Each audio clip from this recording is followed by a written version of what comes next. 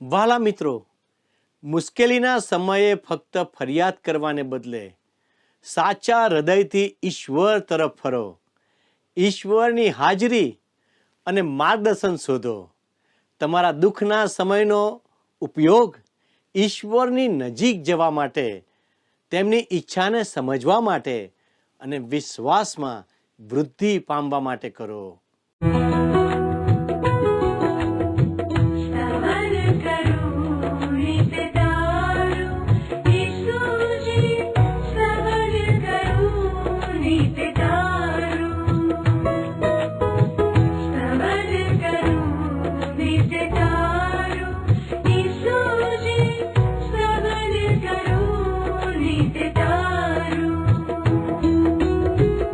आज सवारे साध सुनी तू महिमा करूं प्रभु तारो, महिमा करूं प्रभु तारो, स्तवन करूं नित तारो.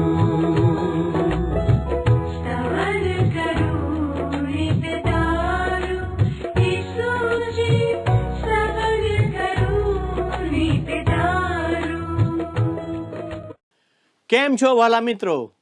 આજના સ્તવન કાર્યક્રમની શ્રેણીમાં આપ સૌનું હાર્દિક સ્વાગત છે.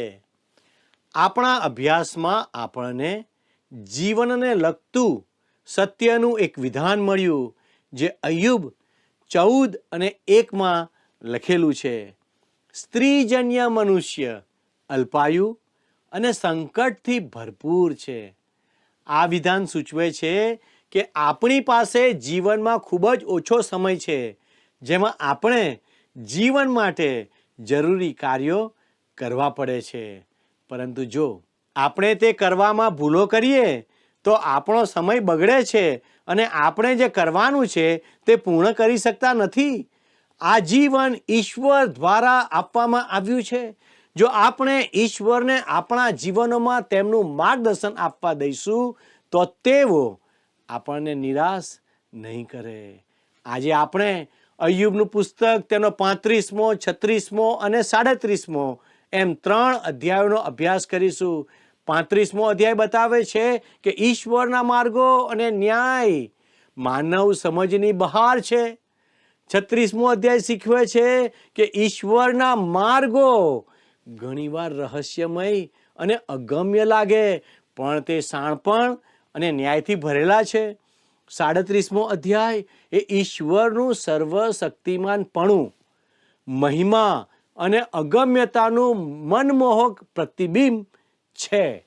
તો ચાલો આપણે આજના અભ્યાસમાં આગળ વધીએ. હવે જુઓ, અલીહુ અય્યુબને આગળ શું કહે છે એ આપણે જોઈશું. અય્યુબનું પુસ્તક 35મો અધ્યાય. પ્રથમ 3 કલમો તમે જુઓ મારી સાથે સાથે. અય્યુબનું પુસ્તક 35મો અધ્યાય. વળી અલીહુએ કહ્યું કે તું એવું કેમ કહે છે કે એમાં મને શો ફાયદો થવાનો છે? અય્યુબની સાથે વાત આગળ વધારતા અલીહુ અય્યુબ સાથે આવી દલીલો કરે છે કે તું એવું કેમ કહે છે કે એમાં મને શો ફાયદો થવાનો છે? મેં પાપ કર્યું હોત તો જે મફત, તેના કરતા હાલ મને વધારે શો નફો મળત? શું એમ ધારવું તને ઘટે છે? અથવા શું તું એમ ધારે છે કે ઈશ્વરના કરતા તારું ન્યાયીપણું અધિક છે? અય્યુબ પોતાને ન્યાયી જાહેર કરતા એ શા માટે દુઃખ વેઠી રહ્યો છે ને ઈશ્વરે એને દુઃખ દેવામાં ભૂલ કરી છે એવું એ વિચારે છે. પણ એ પ્રકારની વિચારસરણી યોગ્ય નથી, સાચી નથી. એ વાત સાચી છે મિત્ર કે અય્યુબ ઈશ્વરની સાથે સીધા સંબંધમાં જીવતો હતો, પણ એનો અર્થ કંઈ એવો નથી થતો કે એ પાપી નથી. ઈશ્વર અય્યુબને પાઠ શીખવવા માંગે છે. આ જુવાન અલીહુ એ અય્યુબની વાત તથા અય્યુબના 3 મિત્રોના અય્યુબ ઉપરના આક્ષેપો એણે સાંભળ્યા છે ને એટલા માટે અલીહુ અય્યુબને શિખામણ આપવા માંગે છે. 4 થી 7 કલમો જુઓ. હું તને તથા તારા સાથીઓને ઉત્તર આપીશ. આકાશ તરફ નજર કરીને જો, તારા કરતા ઊંચા અંતરિક્ષને નિહાળ. જો તે પાપ કર્યું હોય તો તેથી તેની વિરુદ્ધ તું શું કરે છે? જો તારા અપરાધો વધી જાય તો તેથી તેનું તું શું નુકસાન કરે છે? જો તું ન્યાયી હોય તો તું તેને શું આપે છે? તેને એટલે કે ઈશ્વરને, અથવા તો તે તારા હાથથી શું પામે છે? બાઇબલના શિક્ષણ પ્રમાણે મિત્ર, પાપ કરવાથી માણસ ઈશ્વરથી દૂર થઈ જાય છે, અલગ થઈ જાય છે, કારણ કે ઈશ્વર અત્યંત પવિત્ર છે અને એની અસર સીધે સીધી માણસની ઉપર પડે છે. ઈશ્વર ઉપર પણ એની અસર પડે છે. હું અને તમે મિત્ર ઈશ્વર વિરુદ્ધ પાપ કરીએ ત્યારે ઈશ્વર દુઃખી થાય છે. મિત્ર, આપણે પાપનું પ્રાયશ્ચિત કરીને ઈશ્વર સમક્ષ પાપ કબૂલ કરીને ઈશ્વરની પાસે આપણા પાપોની માફી માંગીએ એવું ઈશ્વર ઈચ્છે છે. અને એટલે જ મિત્ર મેં તમને પેલું ગીતશાસ્ત્રના 139માં અધ્યાયમાંથી જે પ્રાર્થના વાંચી સંભળાવી, એ દર પ્રભાતે આપણે કરવાની છે કે હે ઈશ્વર, મારા અંતઃકરણને તું પારખ. મારામાં જો કોઈ દુરાચાર હોય, પાપ હોય, ગુનો હોય, અપરાધ હોય, તો તે તું મને બતાવ અને મને સનાતન માર્ગમાં દોર. મેં કહ્યું એ પ્રમાણે મિત્ર, દરરોજ આપણે ઈશ્વર સમક્ષ આવી પ્રાર્થના કરવાની જરૂર છે. અને જ્યારે ઈશ્વર પવિત્ર આત્મા આપણને આપણું પાપ પ્રદર્શિત કરે ત્યારે યોહાને લખેલો જે પહેલો પત્ર છે એના 2 અધ્યાયમાં જે કહેવામાં આવ્યું છે એ આપણે કરવાની જરૂર છે. પાપ કબૂલાત પ્રભુ ઈસુ ખ્રિસ્ત સમક્ષ. યોહાને લખેલો જે પહેલો પત્ર એનો 2 અધ્યાય પ્રથમ 2 કલમોમાં એ કહે છે કે મારા બાળકો, તમે પાપમાં ન પડો માટે તમને હું આ લખું છું. પણ જો કોઈ પાપમાં પડી જાય તો આપણે માટે ઈશ્વર પિતાને વિનંતી કરનાર મધ્યસ્થ વકીલ ઈસુ ખ્રિસ્ત છે, જે ન્યાયી છે. ઈસુ ખ્રિસ્તની મારફતે જ આપણા પાપની આપણને માફી મળે છે. ફક્ત આપણા પાપ જ નહીં પણ સર્વ માણસોના પાપોની પણ માફી મળે છે. ઈશ્વરે માણસને તેમનું ભજન કરવા માટે, તેમની સાથે સંગત સત્સંગ કરવા માટે સૃજ્યો છે. મિત્ર, બાઇબલમાં ગીતશાસ્ત્રનું જે પુસ્તક છે એને 138માં અધ્યાયમાં તમે જુઓ. ગીતશાસ્ત્રનું પુસ્તક 138મો અધ્યાય શું કહે છે ત્યાં? એની પ્રથમ 2 કલમો હું તમને વાંચી સંભળાવું. કે છે, હું ખરા હૃદયથી ઈશ્વર તમારી આભાર સ્તુતિ કરીશ. હું દેવોની આગળ તારા સ્તોત્ર ગાઈશ. હું તારા પવિત્ર મંદિર ભણી ફરીને ભજન કરીશ. તારી કૃપા તથા સત્યતાને લીધે હું તારું નામ વખાણીશ. એટલે મેં કહ્યું એ પ્રમાણે બાઇબલ જણાવે છે મિત્ર કે ઈશ્વરે માણસને એમની આરાધના ભક્તિ કરવા માટે સૃજ્યો છે અને ઈશ્વર સાથે સત્સંગ અને સંગત કરવા માટે સૃજ્યો છે. યાદ રાખો મિત્ર, ઈશ્વર તમારી કાળજી રાખે છે. ઈશ્વરને તમારી પડી છે. અને સાથે સાથે પાપને લીધે માણસ શાપિત થયો છે, રોગિષ્ટ થયો છે, ઈશ્વરથી દૂર ધકેલાઈને સાર્વકાલિક રીતે, આધ્યાત્મિક રીતે એ મૃત્યુ પામેલો છે. પણ ઈશ્વર માણસને પ્રેમ કરે છે અને એટલે માણસ પાપને લીધે સર્વકાળ માટે જીવંત ઈશ્વરથી અલગ થાય એવું ઈશ્વર નથી ઈચ્છતા.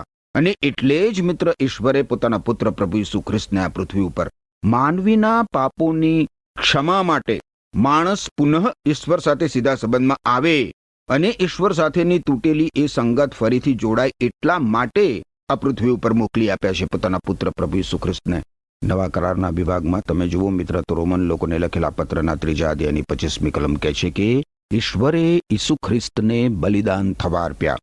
ઈસુ ખ્રિસ્તના મરણ દ્વારા ઈશ્વરનો મનુષ્યના પાપની વિરુદ્ધનો કોપ દૂર થાય છે અને એમ ઈસુ ખ્રિસ્ત પર વિશ્વાસ કરનાર માણસોના પાપ ઈશ્વર માફ કરે છે. આમાં માણસને પોતાની સાથે સીધા સંબંધમાં લાવવાનો ઈશ્વરનો હેતુ પ્રગટ થાય છે. એટલે મિત્ર, તમે આજે જ જો હજી સુધી પ્રભુ ઈસુ ખ્રિસ્ત પર વિશ્વાસ કર્યો નથી, હજી સુધી જો તમે પ્રભુ ઈસુ ખ્રિસ્તને શરણે આવ્યા નથી, તો આજે જ અને અત્યારે જ ઈસુ ખ્રિસ્ત પર વિશ્વાસ મૂકીને ઈસુ ખ્રિસ્તને શરણે આવીને ઈશ્વરની સાથે સીધા સંબંધમાં આવી શકો છો. વારું આપણે અયુબના પુસ્તકના 35મા અધ્યાયમાં આગળ વધીએ. 8 થી 10 કલમો જોઈએ.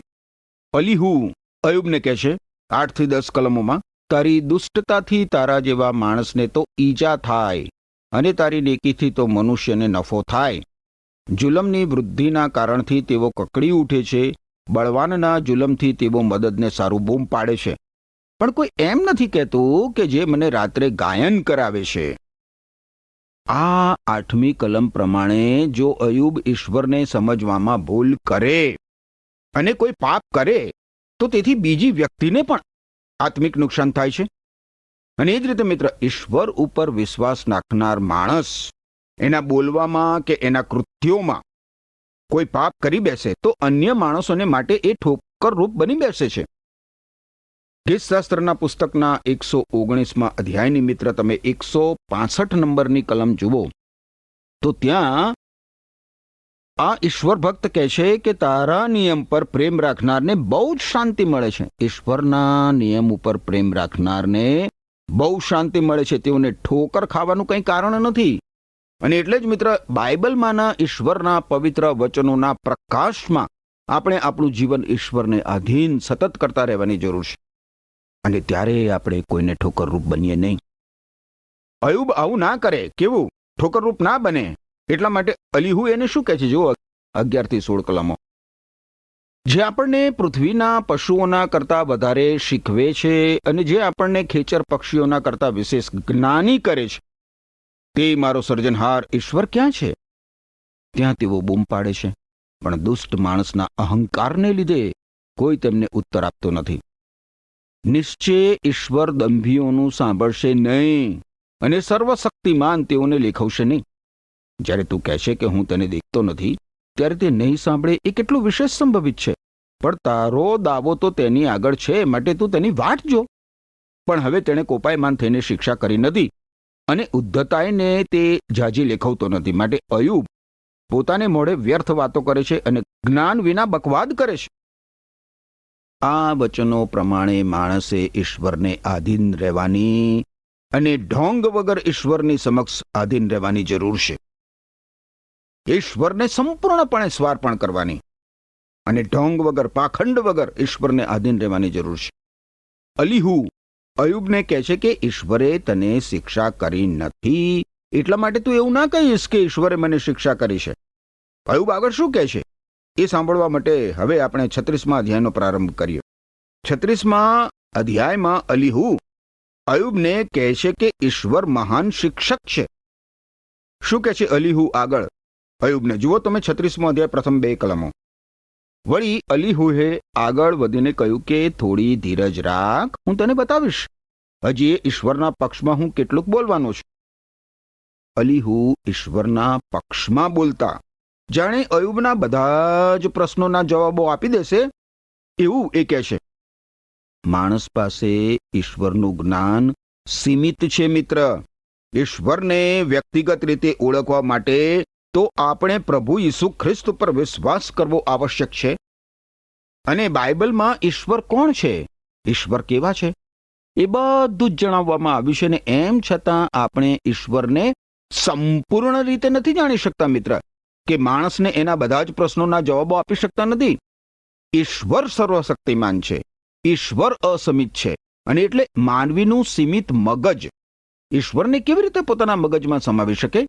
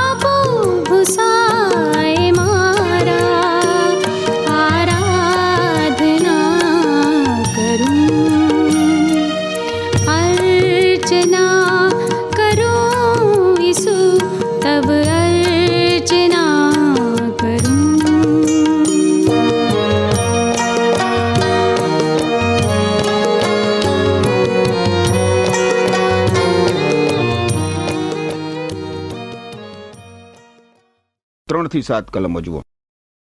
હું વેગળેથી બહુવિધ જ્ઞાન લાવીને મારો કર્તા ન્યાયી છે એ હું સાબિત કરીશ, કેમ કે નિશ્ચય મારા શબ્દો જૂઠ્ઠા નથી. પૂરો જ્ઞાની માણસ તારી સામે છે. જો ઈશ્વર પરાક્રમી છે અને કોઈનો તુચ્છકાર કરતો નથી, તે મહાબુદ્ધિમાન છે. તે દુષ્ટોનું રક્ષણ કરતો નથી, પણ દુઃખીઓના હકની સંભાળ લે છે.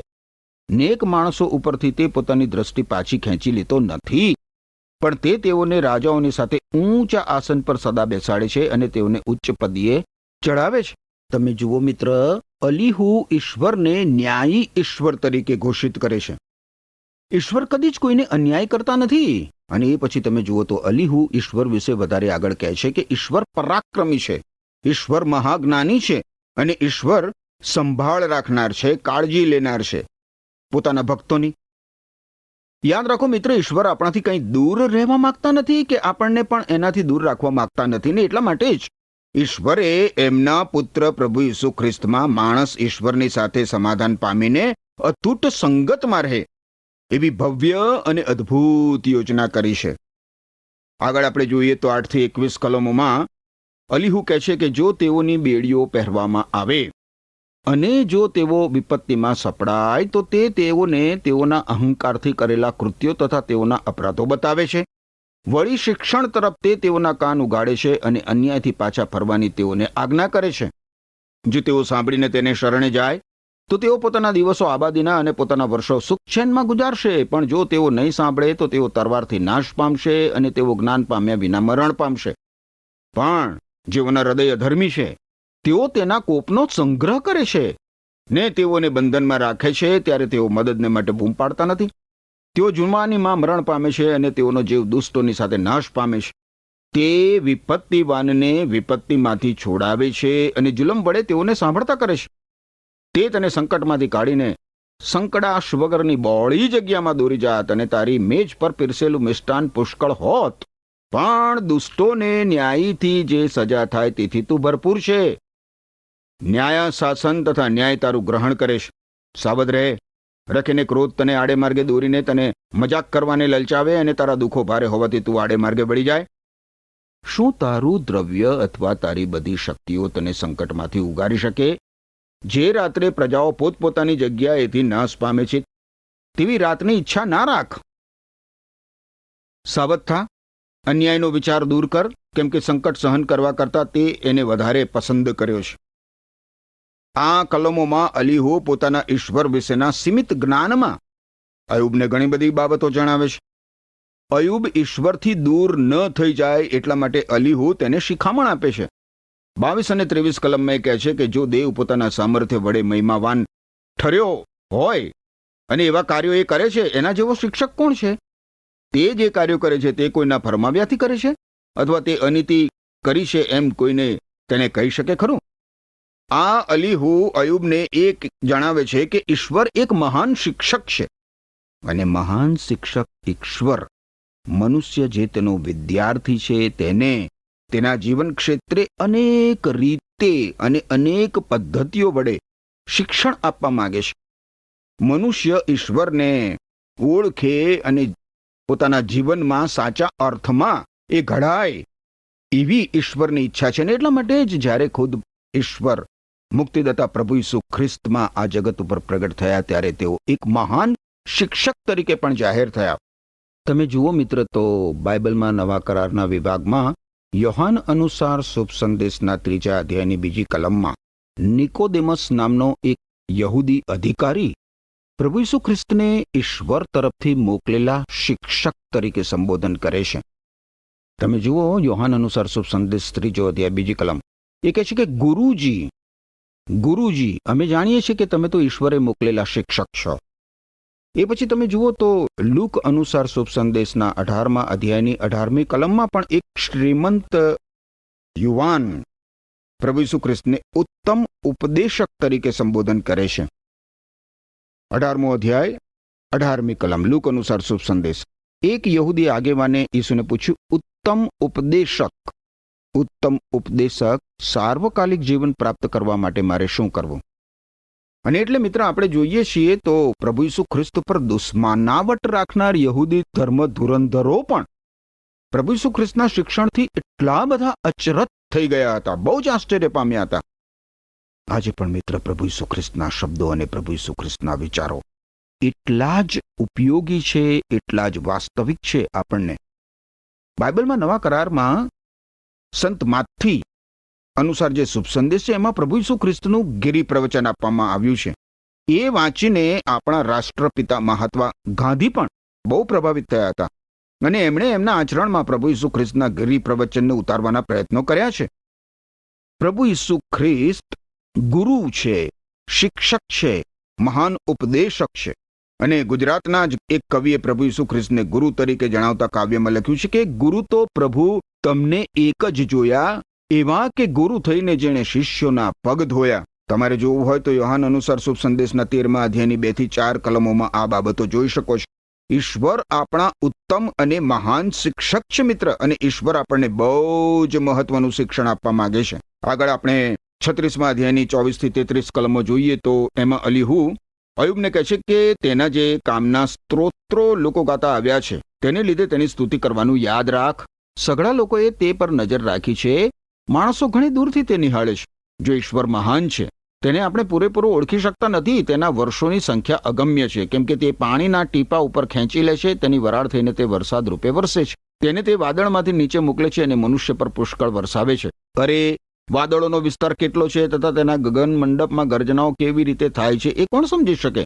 જુઓ, તે પોતાનો પ્રકાશ પોતાની આસપાસ પ્રસારે છે, તે પર્વતોની ટોચો તેને ઢાંકી દે છે. કેમ કે તેઓથી તે લોકોનો ન્યાય કરે છે, તે પુષ્કળ અન્ન આપે છે. તે પોતાના હાથથી વીજળીને મોકલે છે અને પોતાના ધારેલા નિશાન પર પડવાની તેને આજ્ઞા કરે છે. તેની ગર્જના તેના વિશે ખબર આપે છે, આવતા તોફાન વિશે ઢોર દ્વારા પણ સમાચાર પહોંચાડે છે. આ અયુબના 37મા અધ્યાયમાં હવે મિત્ર આપણે પ્રવેશ કરીએ અને જોઈએ કે અલીહુ પોતાની વાત અહીં બંધ કરે છે.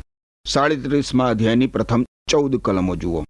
એથી પણ મારું હૃદય તો કાંપે છે અને તેથી જગ્યાએથી ચોંકી જાય છે. તેની ગર્જના તથા તેના મુખમાંથી નીકળતી વાણી ધ્યાન દઈને સાંભળો. તે તેને આખા આકાશમાં સર્વ દિશાએ અને તેની વીજળીને પૃથ્વીના છેડા સુધી મોકલી દે છે, વગેરે વગેરે ઘણી બધી બાબતો 37મા અધ્યાયમાં અલીહુ અયુબને કહે છે. મિત્ર, હવે આપણને આશ્ચર્ય થાય, નવાઈ લાગે અને બીક પણ લાગે એવી બાબતોના કરતા ઈશ્વર છે. મિત્ર, અયુબનું પુસ્તક 37મો અધ્યાય 1 થી 14 કલમોમાં તમે એ બાબતો જોઈ શકો છો. આ અલીહુ અયુબને ઈશ્વરના અદ્ભુત દ્રશ્યો વિશે વિચાર કરવા જણાવે છે. 15 થી 24 કલમોમાં એ શું કહે છે જુઓ. કેવી રીતે ઈશ્વર તેમને શિર ફરજો મૂકે છે અને પોતાના મેઘની વીજળી પાસે ચમકારા કરાવે છે, એ શું તું જાણે છે? વાદળા કેવી રીતે અદ્ધર સમતોલ રહે છે તથા જ્ઞાનમાં જે સંપૂર્ણ છે તેના આશ્ચર્યકારક કૃત્યોને તું શું જાણે છે? દક્ષિણના વાયુથી પૃથ્વી શાંત થાય છે ત્યારે તારા વસ્ત્રો કેમ ગરમ બને છે, એ તું શું જાણે છે? હવે 24મી કલમ જુઓ. તેથી માણસો ઈશ્વરનો ડર રાખે છે, પોતાને જ્ઞાની માનનારને ઈશ્વર ગણકારતા નથી. કારણ શું છે મિત્ર? ઈશ્વર સર્વશક્તિમાન છે. 15 થી 24 કલમોમાં એ જ તાત્પર્ય નીકળે છે મિત્ર કે ઈશ્વર સર્વશક્તિમાન છે. પણ આવા મહાન ઈશ્વરને આપણે પામી શકીએ એટલા માટે ઈશ્વરે આપણાથી પોતાને અજાણ કે અલગ કે અલાયદા નથી રાખ્યા. મિત્ર, ઈશ્વર આપણને નથી રાખતા અજાણ પોતાનાથી, નથી રાખતા અલગ પોતાનાથી, નથી રાખતા અલાયદા પોતાનાથી. સંપૂર્ણ પવિત્ર ન્યાયી સર્વશક્તિમાન ઈશ્વરે આ પૃથ્વીની મુલાકાત લીધી છે. મિત્ર, બાઇબલમાં જણાવ્યા પ્રમાણે ઈશ્વર પુત્ર પ્રભુ ઈસુ ખ્રિસ્તમાં આપણે ઈશ્વર ઉપરના વિશ્વાસ દ્વારા આપણા પાપોની માફી પ્રાપ્ત કરીને અદ્ભુત એવી મુક્તિનો આનંદ અનુભવી શકીએ છીએ. મિત્ર, ખેર, આપણે આવતા આગામી સ્તવન કાર્યક્રમથી ઈશ્વરની વાણી, ઈશ્વરનો અવાજ હવે સાંભળવાના છીએ. અત્યાર સુધી તો આપણે જોઈ ગયા એ પ્રમાણે પ્રથમ અયુબના મિત્રો બોલ્યા અને એ પછી અયુબ બોલ્યો અને છેવટે આ જુવાન અલીહુ બોલ્યો. આમ માણસ જ્યારે બોલતો બંધ થાય છે ત્યારે હવે ઈશ્વર બોલવાનું શરૂ કરશે.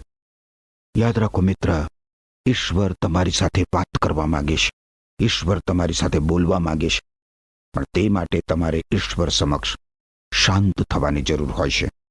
ઈશ્વર અયુબને શું જણાવે છે એ આપણે આગામી કાર્યક્રમમાં જોઈશું.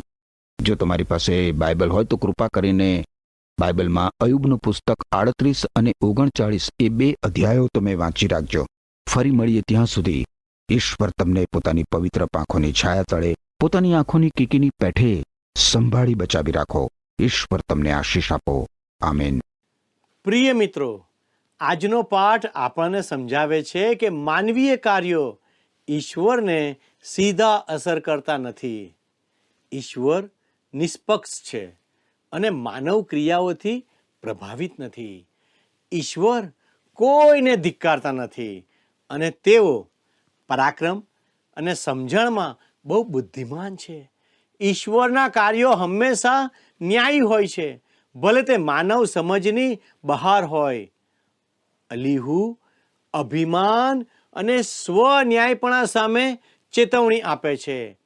આ પ્રકારના વલણો વ્યક્તિના ઈશ્વર સાથેના સંબંધમાં અવરોધ લાવી શકે છે. પવિત્ર ગ્રંથ બાઇબલનો સિદ્ધાંત છે કે અભિમાન પતન તરફ દોરી જાય છે અને ઈશ્વરી કૃપા માટે નમ્રતા જરૂરી છે. અલીહુ ઈશ્વરના માર્ગોને સમજવામાં માનવ સમજણની મર્યાદાઓ દર્શાવે છે અને દૈવી શાણપણ અને માનવ જ્ઞાન વચ્ચેના વિશાળ તફાવત પર ભાર મૂકે છે. સૃષ્ટિ પણ ઈશ્વરનું નિયંત્રણને પ્રદર્શિત કરે છે કે ઈશ્વરના માર્ગો આપણા માર્ગો કરતાં ઊંચા છે. કેટલું અદ્ભુત! ઈશ્વરના અવાજને ગર્જના તરીકે વર્ણવતા પ્રકૃતિના વિવિધ તત્વોને એટલે વીજળી, બરફ અને વરસાદને ઈશ્વરના મહાન પરાક્રમના પ્રદર્શન તરીકે પ્રકાશિત કરવામાં આવ્યા છે. વાલા મિત્રો, તમે પણ ઈશ્વરનું સર્જન છો. શું તમે ઈશ્વરનો મહિમા પ્રગટ કરો છો? ઈશ્વરની અનંત શાણપણની તુલનામાં આપણી સમજણ મર્યાદિત છે. માટે ઈશ્વરનો ડર રાખો, તેમનો આદર કરો. શું આજે તમે ઈશ્વરનો ડર રાખો છો? મારા પ્રશ્ન પર વિચાર કરશો. વાલા દર્શક મિત્રો, આવો આપણે પ્રાર્થના કરીએ. વાલા પ્રભુજી, આ સૃષ્ટિ તમે બનાવી છે. આ સૃષ્ટિનું નિયંત્રણ તમે કરો છો. આ સૃષ્ટિ તમારા હાથોમાં છે. ત્યારે દેવ, અમે તમારો આભાર માનીએ છીએ. તમે અમારું પણ નિયંત્રણ કરો છો. પવિત્ર પ્રભુ, તમે અમારા વિચારોને નિયંત્રણમાં રાખો. અમારા બધા કાર્યો છે તેને નિયંત્રણમાં રાખો. અને પ્રભુ, અમે તમને મહિમા આપનારા બાળકો બનીએ એવી અમારી પ્રાર્થના છે. અમે તમારો આદર રાખીએ, અમે તમારો ડર રાખીએ અને અમારું જીવન તમારા મહિમાને માટે વપરાય એવી અમારી પ્રાર્થના ઈસુના નામમાં માગીએ છીએ. માટે સાંભળો અને સ્વીકાર કરો. આમેન. વહાલા દર્શક મિત્રો, મારો સમય પૂરો થવા આવ્યો છે. ઈશ્વર આજનો આશીર્વાદ આપ સર્વને આપો અને અમે આપના ફોનની રાહ જોઈ રહ્યા છીએ. ઈશ્વર આપની સાથે રહો. આમેન.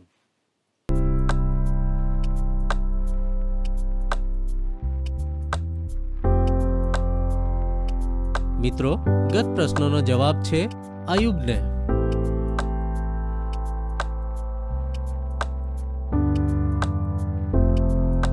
આજનો પ્રશ્ન છે, કઈ બાબત આપણને પતન તરફ દોરી જાય છે?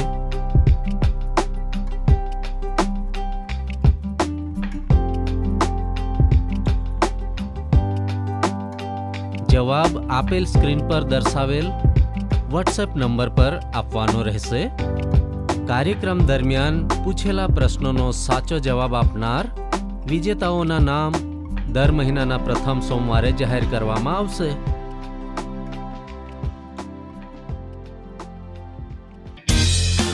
શું તમને આ કાર્યક્રમ ગમ્યો? અત્યારે જ અમને મિસ કોલ કરો.